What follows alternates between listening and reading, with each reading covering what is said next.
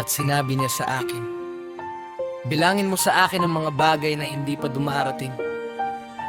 Tipunin mo para sa akin ang mga kalawang na nasabog sa iba't ibang dako. Gawin mo muli ang mga bulaklak na luntiyang natuyo na. Buksan mo para sa akin ang mga lugar na nakasara, at ilabas mo sa akin ang mga hangin na kakulong sa loob nila.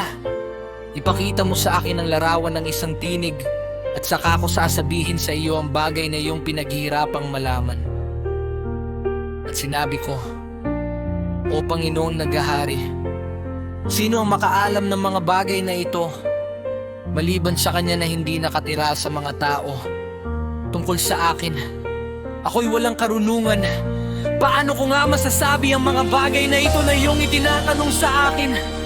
Pagkatapos ay sinabi niya sa akin, kung paano wala kang magawa sa mga bagay na sinabi ko, gayon din naman hindi mo matatagpuan ang aking paghuhukom o sa huli ang pag-ibig na aking ipinangako sa aking bayan.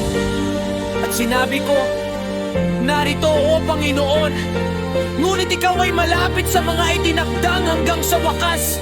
At ano ang gagawin ng mga nauna sa akin o tayong nandito ngayon o ng mga susunod sa atin?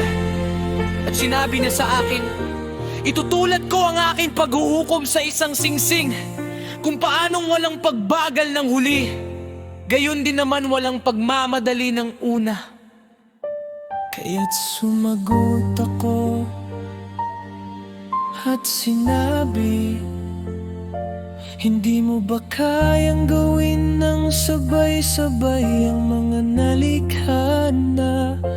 At narito ngayon at mga darating pa, upang maipamalas mo ng mas maaga ang iyong paghuhukom. Pagkatapos ay sumagot siya sa'kin at nagsabi, hindi maaaring magmadali ang nilalang ng higit sa may likha, ni hindi kayang hawakan ng sanlibutan ng sabay-sabay ang mga lilikhain dito. At sinabi ko, kung paanong sinabi mo sa iyong lingkod na ikaw na nagbibigay buhay sa lahat ay nagbigay buhay ng minsanan sa nilalang na iyong nilikha. At ito'y dinala ng nilalang, gayon din naman ay maaari na nitong dalhin nang sabay-sabay ang mga naririto ngayon.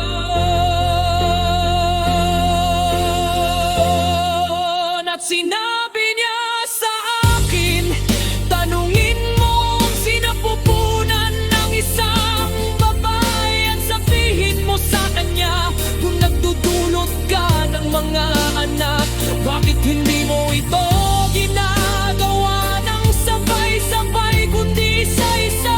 Ipinamamanhip mo nga sa kanya na magdulot ng 10 anak ng minsanan.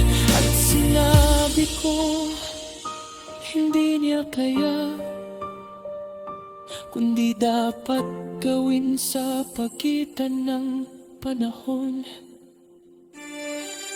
Pagkatapos ay sinabi niya sa akin, gayon din naman ang ibinigay kong sinapupunan ng lupa sa mga nahasik dito sa kani-kanilang kapanahunan, sapagkat kung paano ng isang sanggol ay hindi maaaring maglabas ng mga bagina uukol sa matanda, gayon din namang inayos ko ang sanlibutan na aking nilikha.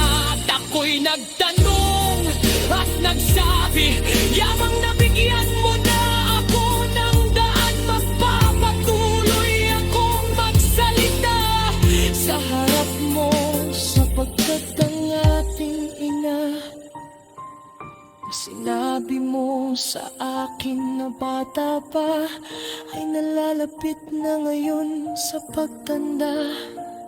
Sumagot siya sa akin at nagsabi, tanungin mo ang isang babaeng nanganganak at sasabihin niya sa iyo.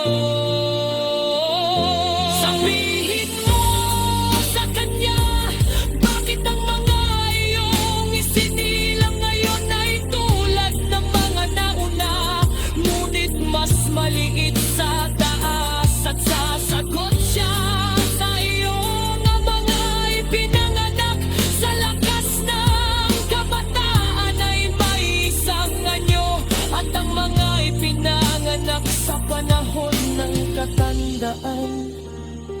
Kapag ang sinapupunan ay humihina, ay iba na. Pagbulayan mo rin kung paanong kayo ay mas maliit sa taas kaysa sa mga nauna sa inyo. At gayon din naman ang mga susunod sa inyo ay mas maliit kaysa sa inyo, na gaya ng mga nilalang na ngayon ay nagsisimula ng tumanda at nakalampas na sa lakas ng kabataan.